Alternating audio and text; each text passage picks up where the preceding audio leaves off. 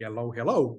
Hello, Philip, and welcome everybody to another episode here in Mayo Agency podcast here via YouTube. Thank you all for joining us today. Philip is going to be the topic is going to be no policy. No proposal policy. What am I saying? No proposal policy. No, you have to have a policy. No, That is no also proposal. actually a good alternative.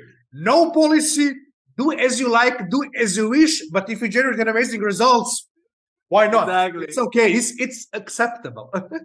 I know, right? That's crazy. Yeah, that came out funny. No, but that's actually it's a no proposal policy. So let's get that straightened out. Yeah, but why don't you go ahead and set up the conversation, Philip? Because I know you've written about this before, and I know it's gonna be great to have you start off this concept of having a no proposal policy. Why don't you go ahead? Sergio, thanks. Yeah, generally speaking, the same as I am big advocate on value-based pricing, result-based principle implementation, and approach to pricing in general. Also, no proposal policy. I'm also big advocate on that. The point is, in expertise-based business, quite often we all encounter that.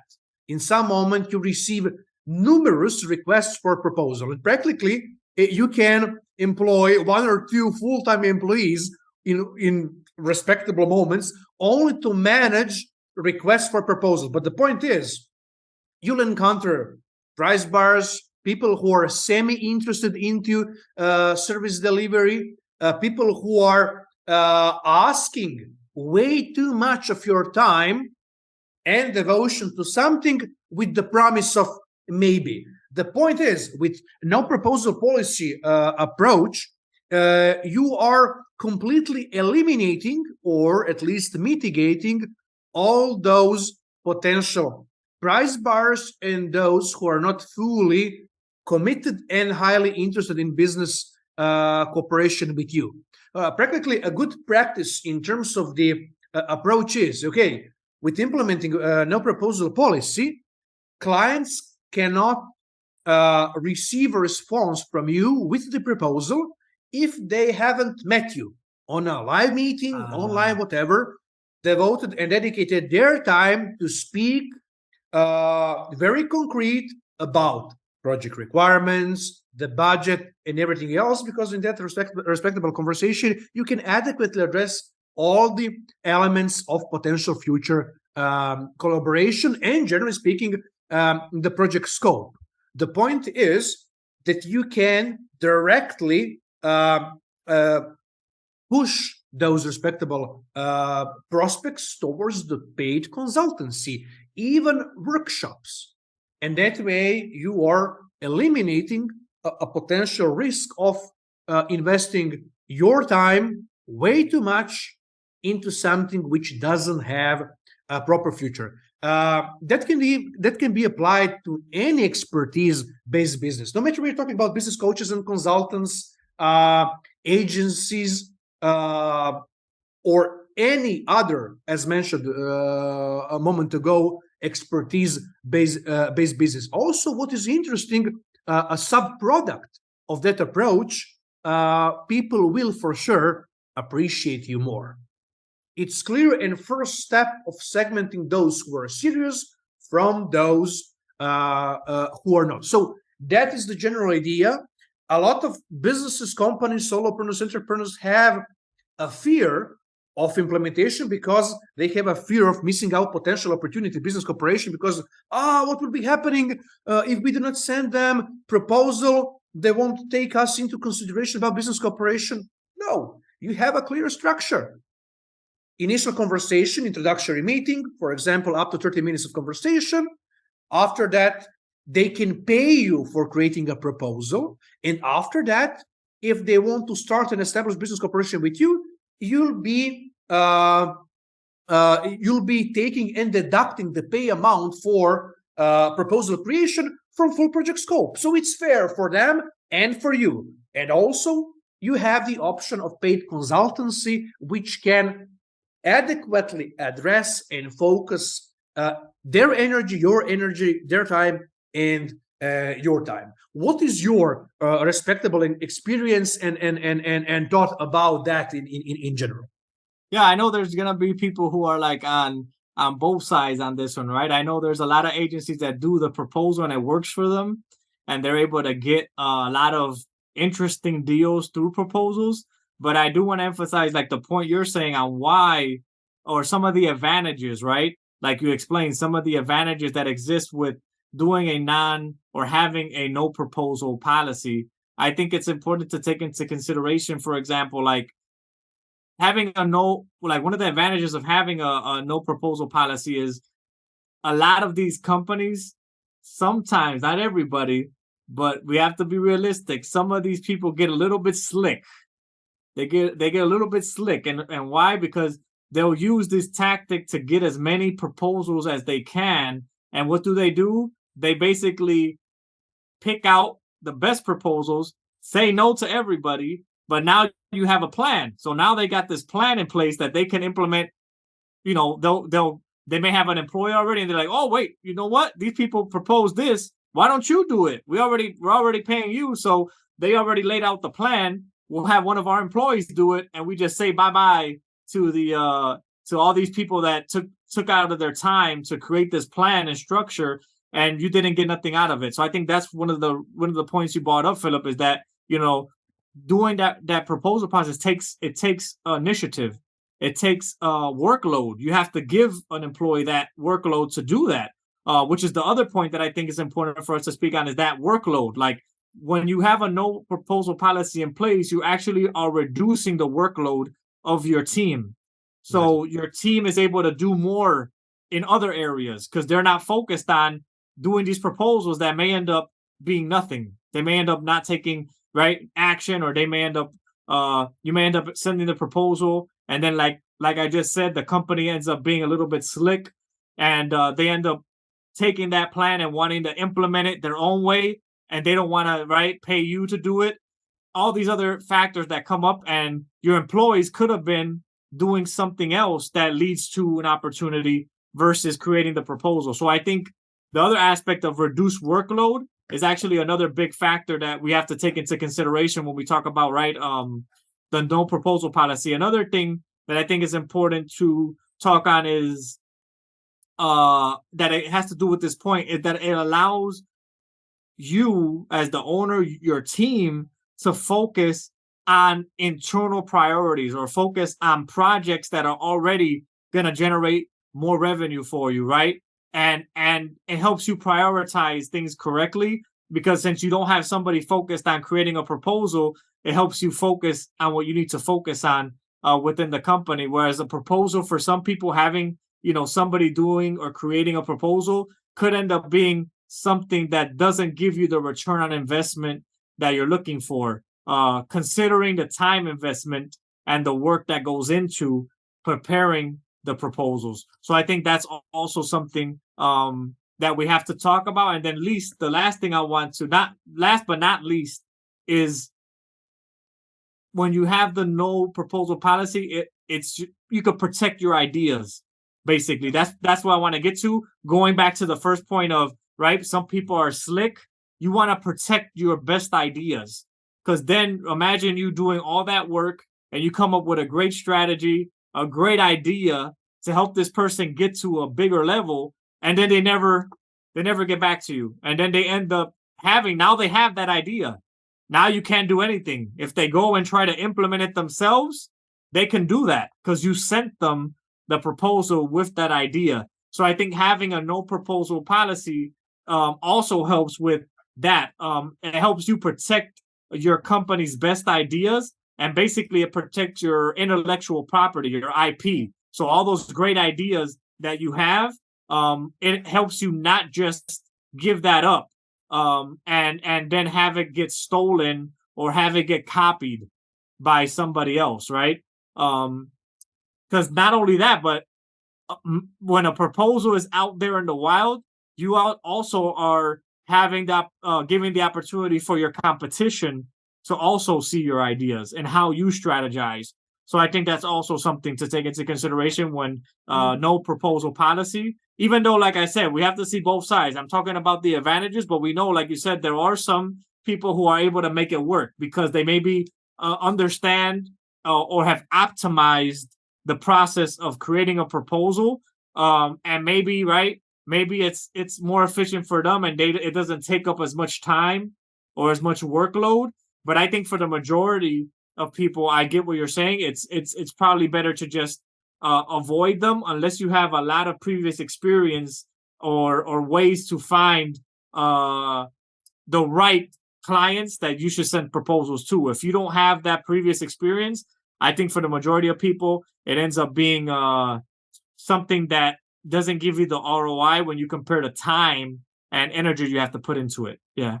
Yeah. And what is one of the big problems there? And you mentioned that you're giving away your knowledge and know-how for the promise of maybe, and business cooperation won't be happening. I always remember until second year of my agency existence, I know that in the second year, I think we had around 320 sent proposals on the various projects. There weren't in the same size scope, but most of those projects were demanding in terms of time and energy. So every proposal required some time to think about it, to sit around the table, make the scope, make the conclusion, make research, all that. Yeah. And when I dug deeper the next year, check the ROI and what is the number from those which we actually close and in which stage all those contacts and sent proposals are. From that point on, I said, never again. And it was an amazing experience and hard switch towards the no proposal policy. But one thing is a fact. But once you go towards the no proposal policy, you won't be looking back.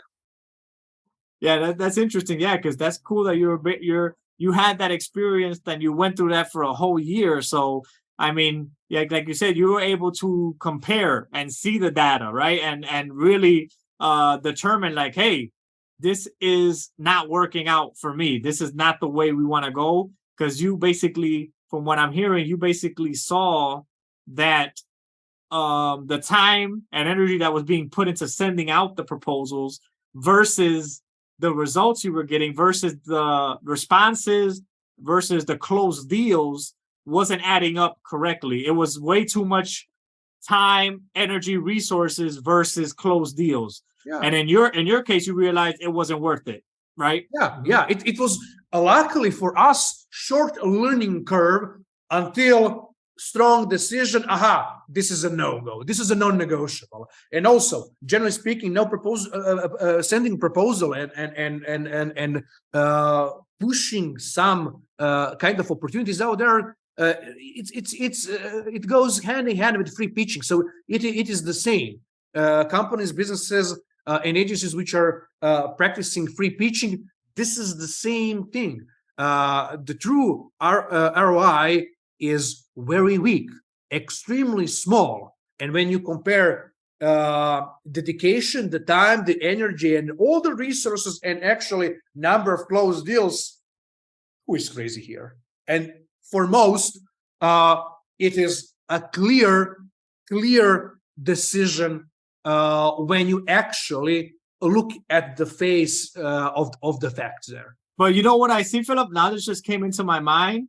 And just to close out the conversation, this idea came into my mind. What do you think? Like, do you think that there's, because wherever there's a problem, there's an opportunity, right? Yeah. I think we know that as business people. So what do you think? Like, this just came into my mind. Like, this could be an interesting opportunity for somebody like with technology, for automation, right? Maybe even, we've seen the topic come up recently a lot with artificial intelligence, automation software. Maybe there's an opportunity there for somebody to come into this niche and maybe change what we're talking about, right? Because maybe the reason why the no proposal policy is so effective right now is because there is not a solution that changes that ROI. right? So what do you think on that? I think there could be a possible opportunity for somebody who's able to crack that code of how can we maybe automate? So, because right, the reason why it doesn't make sense is because you have to invest a lot of time and resources to get the output you're looking for. But how about if somebody's able to figure out, well, let's automate, right, where we have AI and a combination of different technologies helping with the proposal side, right? Because remember, AI could do the research. AI could check data. It could get all the information you need quickly, and it could bring it all in. And that way you save time there. And I'm pretty sure if somebody gets creative, they could have the AI using that data, create a proposal or at least a draft. And then the person can then just finish it and add on to it. And that could save you a ton of time. And maybe then it makes sense. What do you think? I don't know. That just came into my mind. Yeah, practically going down that road, that would be nurturing free pitching and sending numerous proposals and answering requests for proposals. But on the other side, if you can automate with adequate historic data cumulatively from various agencies around the world, around the globe, and implementing the adequate algorithms in terms of automation and creation of proposal, etc., taking into consideration all relevant attributes, that would be cool. But one thing I would definitely implement still, paying for that proposal. Why not? It is practically a software as a service tool with implemented artificial intelligence algorithm, which cumulates knowledge, practices, experience, depending on the niche, etc. So definitely you're on the good path there. But definitely I'm strongly against nurturing the free pitching and sending proposals for sure. And this is Yeah, and I think and in your case, it makes even more sense because you're adding more value. The AI and all the technology actually, it may even do better research than us as a human because it's going to be able to extract from a lot of different areas, right? Depending on the algorithm. So I think that's, like you said, it's very interesting. I just wanted to put it out there because I think with technology advancing so quickly the way it is, like we have to look at how is it going to impact problems that we saw before that maybe we hadn't found a workaround or making certain processes or basically identifying areas of opportunity where technology can make things better. And I think that's why it just came into my mind all of a sudden. But yeah, I appreciate your insight there. But yeah, I think it's a great conversation we had, a real quick one. But yeah, no proposal policy. These are our thoughts. Like we went over what we think in terms of the advantages of why it makes sense to implement a no proposal policy. But hey, let us know what you think. Maybe it's worked out for you. Maybe you know something we don't know. Hey, you just let us know in the comments. You can reach out to us. Let us know what your thoughts are. What do you think about the no proposal policy? Have you implemented it? Are you doing that now? Like Filip and myself, that we're focused on, like Filip said, the no proposal policy. And yes, we'll give you a proposal, but that's valuable. So let's have a conversation. Let's make sure we align and that we're aligned. And then we move on to that step if the alignment is there. So yeah, let us know your thoughts. We're curious to hear if you're implementing this now in your company and how it's gone for you so far, or if you are sending proposals and you maybe have seen a different result. Let us know as well. That'll be curious to see your response and see how everything has worked out. But yeah. All insights will be definitely valuable. Definitely would love to hear that. Yeah. Exactly. So that's it for now. That's it for this episode. Thank you all for listening and tuning in. We'll see you on the next episode here in Mayo Agency Podcast. Thank you. Take care, Filip. We'll see you next week. Take care and see you. Bye-bye. Bye-bye.